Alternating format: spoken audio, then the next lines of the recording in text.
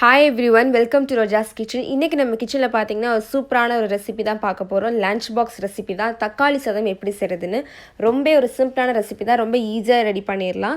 So எப்படி செய்கிறதுன்னு பார்க்கலாம். வீடியோ ஸ்கிப் பண்ணாமல் பாருங்கள். அப்போ தான் நான் சொன்ன ஸ்டெப்ஸ் எல்லாத்தையுமே ஃபாலோ பண்ணி நீங்களும் இந்த டேஸ்டியான தக்காளி சாதம் ரெடி பண்ணிடலாம். ஸோ ஸ்கிப் பண்ணாமல் பாருங்கள். இந்த வீடியோவில் நான் 3 பேர் சாப்பிட்ற அளவுக்கு தான் எல்லாமே சொல்லியிருக்கேன். இப்போ நான் ஒரு கடாயில் 2 டேபிள் ஸ்பூனுக்கு எண்ணெய் ஆட் பண்ணியிருக்கேன். எண்ணெய் நல்லா ஹீட் ஆயிடுச்சு. இப்போ நான் இதில் 1 ஸ்பூன் அளவுக்கு கடுகு உளுந்து ஆட் பண்ணிக்கிறேன். கடுகு உளுந்து நல்லா பொரிஞ்சிருச்சு. இப்போ நான் இது கூட 1 ஸ்பூன் அளவுக்கு கடலைப்பருப்பு ஆட் பண்ணிக்கிறேன்.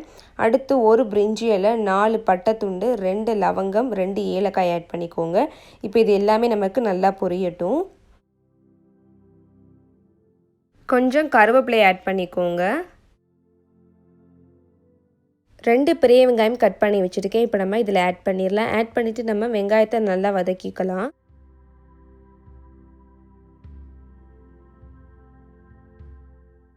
இப்போ வெங்காயம் நல்லா வதங்கிருச்சு. இப்போ நான் இது கூட 1 ஸ்பூன் அளவுக்கு இஞ்சி பூண்டு பேஸ்ட் ஆட் பண்ணிக்க போகிறேன். ஆட் பண்ணிவிட்டு அதையும் நம்ம நல்லா வதக்கிக்கலாம். இப்போ எல்லாமே நமக்கு நல்லா வதங்கிருச்சு. இப்போ நான் இது கூட தக்காளி ஆட் பண்ணிக்க போகிறேன். நல்லா பழமான தக்காளி எடுத்துக்கோங்க.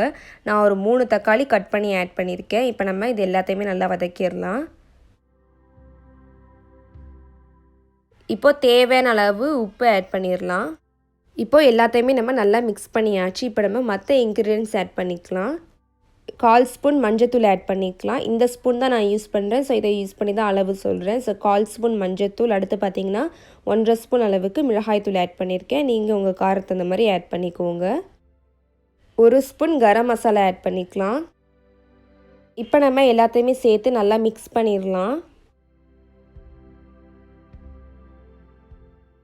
இப்போது நல்லா வதங்கிருச்சு. இப்போ நான் இது கூட கொஞ்சம் கொத்தமல்லியும் புதினாவும் ஆட் பண்ணிக்கிறேன்.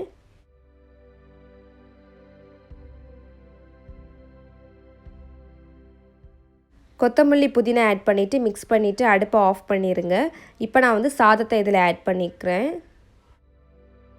இப்போ நம்ம சாதத்தோடு சேர்த்து எல்லாத்தையுமே நல்லா மிக்ஸ் பண்ணிடலாம்.